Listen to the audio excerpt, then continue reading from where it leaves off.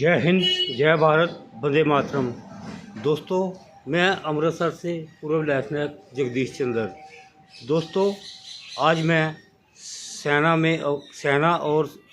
में जो 400% गंद ऑफिसर लॉबी में बैठे हैं उनके लिए बात करने जा रहा हूँ। देश में सबसे ज़्यादा डेडिकेटेड सेना का जवान है, किसी को इसमें कोई शंका नहीं होना चाहिए। दो जवान अब भी शहीद होने के बाद भी देश की बॉर्डर की रक्षा कर रहे हैं, बाबा हरभजन सिंह जी सिक्किम में और गढ़वाल राइफल के जसवंत सिंह रावत जी। किसी नेता या किसी ऑफिसर का नाम नहीं है ये चीज़ें, ये सेना का जवान ही डेडिकेटेड है। और जो कुछ भूतनी के 4-6% काले अंग्रेज हैं, ये बंदे के पुत्र बन जो अब भी इस तरह की बातें सामने आ रही हैं। सीओ ने जवान की बीवी को गालियां दी। उस भूतनी के सीओ को मेरा कहना है, बंदे के पुत्र बनो। किसी भी ऑफिसर की बीवी, वही ऑफिसर की बीवी ज़्यादा बकवासबाजी करती है जो ऑफिसर बीवी के बूते नौकरी करता है। इसमें किसी को कोई शंका नहीं होनी चाहिए। इसी तरह से मेरा सीओ भी बीवी के बूते नौकरी कर रहा था। 52 बटालियन 1981 to 1984, जिसने मुझे ये अभी 42 साल बीत जाने को है। और मैंने ये भरोसा किया था कि देश का सिस्टम और सरकार मेरी बात सुन लेगी, लेकिन 42 साल बीत जाने के बाद भी मैं वहीं का वहीं खड़ा हूँ। और अब मैं ये सोच रहा हूँ कि मुझे पछतावा हो रहा है उस भूतनी के कंजर CO lieutenant colonel Madan Lal को मैंने जूते क्यों नहीं मारे। एक कंजर आदमी पूरी सुख सुविधा लेके बैठा और डेडिकेटेड बंदा, वो एक जवान से क्या अपेक्षा करते हैं सरकार और सिस्टम। मैंने दिखा दिया है कि मेरा जज्बा और जोश देश के लिए था, ना कि किसी ऑफिसर के पर्सनल के लिए। और जिन लोगों ने कारगिल जंग लड़ी है, सरकार को और सिस्टम को ये मानना पड़ेगा, मैं उनसे आगे हूँ, उनसे बहुत आगे हूँ। जो लोग वहाँ ड्यूटी पर थे कारगिल जंग के समय, उनकी तो ड्यूटी थी, उनको जाना ही था।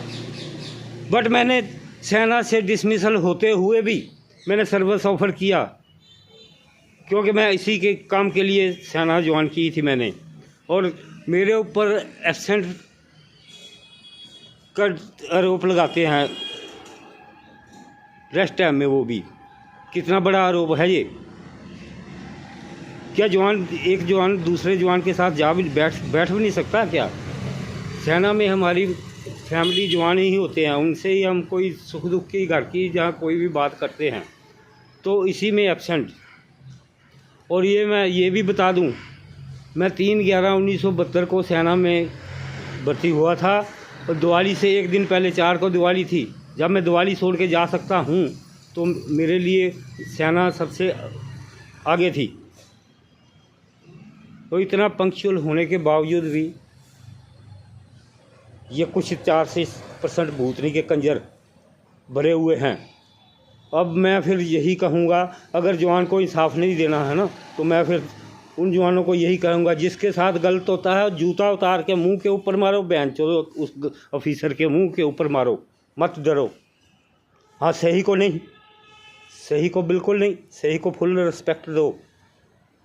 जो काला अंग्रेज बनता है ना, उसके मुंह के ऊपर मारो जूता, भूतने के कंजर को जो इस तरह की हरकत करता है। और उस सीओ से मेरा ये कहना है कि जवान की बीवी जीओसी के पास चली गई तो भूतनी के तूने क्यों नहीं काबू किया, क्यों नहीं कंट्रोल किया? तेरे को आता नहीं है, जहाँ तुम काला अंग्रेज बना होगा, क्यों नहीं सुनते हो? तुम लोग राजा महाराजा बनने के लिए नहीं हो। तुम लोगों का खाली हुक्म चलाने का वो नहीं है, उनका वेलफेयर भी करने की ड्यूटी है। कोई उनके ऊपर आपत्ति, कोई विपदा आती है तो उसको तुम लोगों ने सॉल्व करना है, चाहे सिविल में है चाहे आर्मी में है। वो तो करते नहीं हो और काले अंग्रेज बनते हो।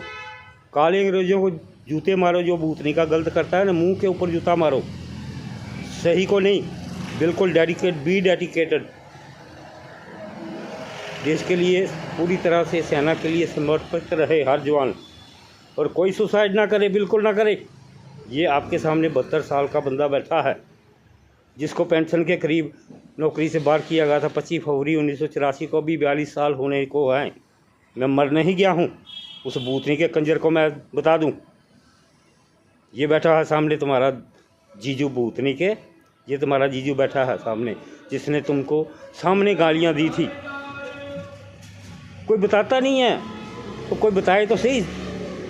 सीओ को पूरे प्रेजेंट ऑफिसर्स के सामने गालियां पड़े और कोई भी ऑफिसर इंटरफेयर ना करे, कोई दखल ना मुझे कोई रोके ना टोके, तो इसके माने कोई बताता नहीं है मुझे। सिस्टम में बैठे सेना रक्षा मंत्रालय कोई बताए, कोई सीओ ऑन ड्यूटी या रिटायर्ड सीओ बताए कि क्या वो सीओ के लायक था। उसके कारनामे मैंने 16 अगस्त की वीडियो में सारे बताए हैं। 2 कौड़ी का बंदा नहीं जिसको सीओ लगाया है, और लगाने वाले भी भूतनी के उसी तरह के ही कंजर होंगे। सेना को सुधार करिए। ये अग्निवीर और ये जो सेवादारी प्रथा है ना, इसको अभी से बंद कर दो, अच्छा रहेगा। ये मुफ्त में राजा महाराजा बन रहे, 40-50 हज़ार वाले सैलरी लेने वाले को तुम्हारी औकात है क्या? उसको नौकर रख लो। और ये सेवादार प्रथा से ही सब चीज़ों की, गलत चीज़ों की उपज है सेवादारी प्रथा। क्योंकि इनकी फैमिली ये सोचते हैं ये हमारे सारे जवान ही, सब के सब ही, इसी कारण ही सेल्फ रिस्पेक्ट मेंटेन करना सेना में बहुत मुश्किल। और सेल्फ रिस्पेक्ट मेंटेन करने के कारण ही मुझे सेना छोड़नी पड़ी। इसीलिए बार बार मुझे बेइज्जत किया जा रहा था बेवजह। जिस बंदे की सेल्फ रिस्पेक्ट नहीं है वो इंसान नहीं है, सैनिक होना तो दूर की बात है। हर बंदे की इज्जत है, ये मैं बता दूं। कोई हो, नेता हो, अभिनेता हो, हर किसी से आगे सेना के बंदे की रिस्पेक्ट ज़्यादा है। और अपना राष्ट्रपति भवन में भी Indian army number 1, public number 1 में आती है।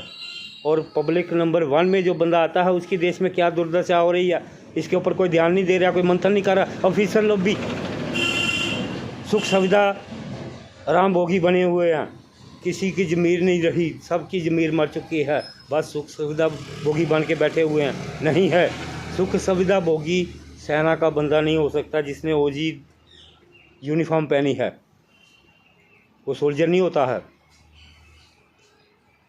जिसकी सेल्फ रिस्पेक्ट नहीं है वो सोल्जर नहीं है, कोई भी है चाहे। मेरी इन चीज़ों पे गौर कर लीजिए। सेवादारी प्रथा और ये अग्निवीर दोनों बंद कर लीजिए। देश की भला के लिए, देश की भलाई के लिए मैं बोल रहा हूँ। मुझे तो कुछ नहीं है, जैसे सब हैं वैसे मैं भी हूँ, मैं कोई अलग नहीं हूँ। तो मेरी इन चीज़ों पे गौर करिए, असर करिए, अमल करिए। ओके, बाय, जय हिंद।